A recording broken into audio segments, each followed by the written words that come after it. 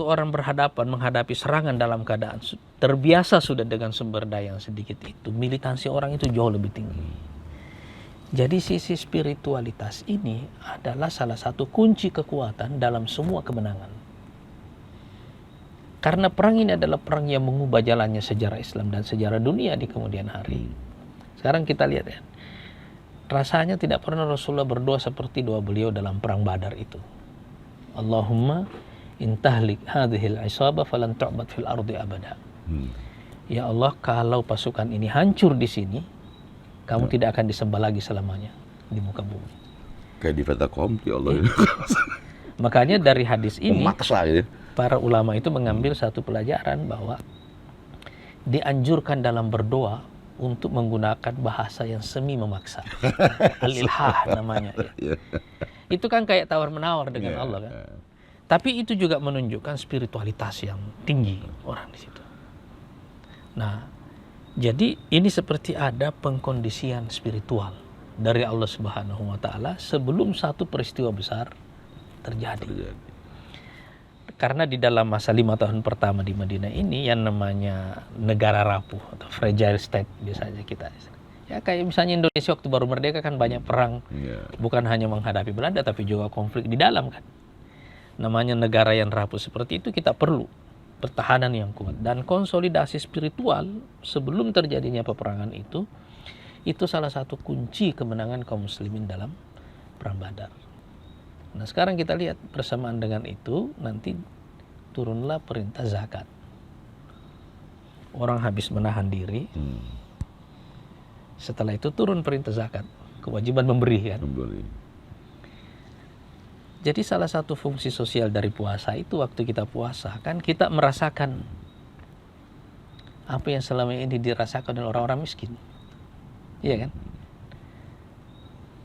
Orang miskin lapar bukan cuma di bulan Ramadan kan. Lapar di semua bulan kan. Iya kan. Jadi ini mempunyai fungsi sosial. Dengan membuat diri kita merasakan penderitaan orang. Seperti itu. Habis itu turun perintah memberi. Coba kita bayangkan itunya, situasinya ya. Bagaimana ibadah-ibadah dalam Islam itu bukan hanya punya fungsi spiritual bagi manusia muslim, tapi juga punya fungsi sosial. Semuanya itu. Punya fungsi yang begitu dibawa ke dalam sistem secara keseluruhannya, itu merekatkan.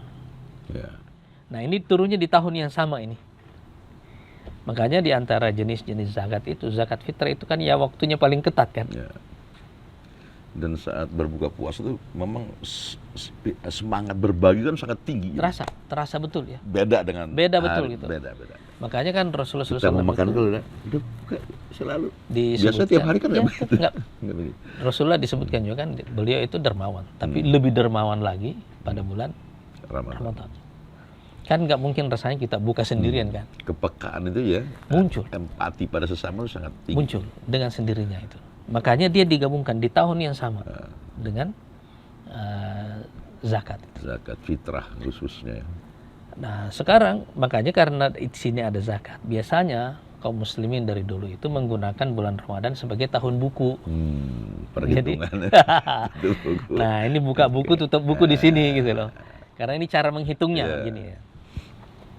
Dan ini tradisi yang bagus buat kita itu. Atau soal ada ganjaran pahala yang lebih besar. Lebih besar ya waktu kita memberikan zakat di situ. Nah, perbedaan Ramadan ini dengan yang lainnya karena di dalam bulan Ramadan kan ada satu malam yang lebih baik dari 1000 bulan. Nah, ini dia nih. Ini kaitannya ya kan? tuh nih. Tapi kasih satu malam lebih, 1 bulan lebih baik dari 1000 bulan. Tapi tetap aja dikatakan kau nggak mungkin bisa masuk surgaku kecuali dengan rahmatku. Ya betul. Nah, ini jadi unik nih. Ya. Di mana rahmat di Ramadan ini gitu loh. Nah jadi sekarang kita lihat, kita buat hitungan kalkulasi sedikit ya.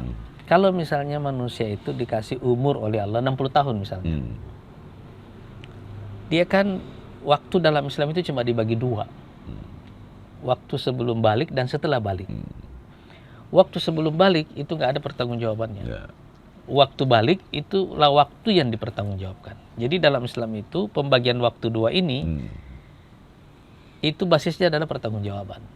Waktu yang tidak dipertanggungjawabkan dan waktu yang harus dipertanggungjawabkan. Nah, setelah balik orang pertanggungjawabkan. Sekarang kita lihat-lihat lagi, kita zoom sedikit kehidupan rata-rata orang.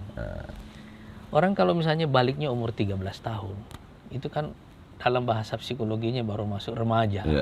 Iya kan? Baru beger. Lagi badung-badungnya. Iya kan? Nah, sekarang kalau misalnya dia 13 tahun baru masuk akil balik misalnya gitu kan. Dia punya umur 40 tahun. Sekarang sisa umurnya berapa yang dipertanggungjawabkan itu? Ini 40 dikurangin 13. Ya. 27. Enggak, 60 dikurang 13. 47 kan? Sekarang 47 kita potong 8 jam sehari kita tidur. Sepertiga. Kan gak ada pertanggungjawabannya juga. 15 tahun lebih lah tidur. Sepertiga aja kan? Nah, itu sisa berapa itu? 32 lah. Nah, sekarang kalau sisa waktu itu, sekarang coba kita hitung-hitung. Dibanding dengan semua karunia yang diberikan Allah kepada kita, waktu untuk beramal itu cukup gak itu?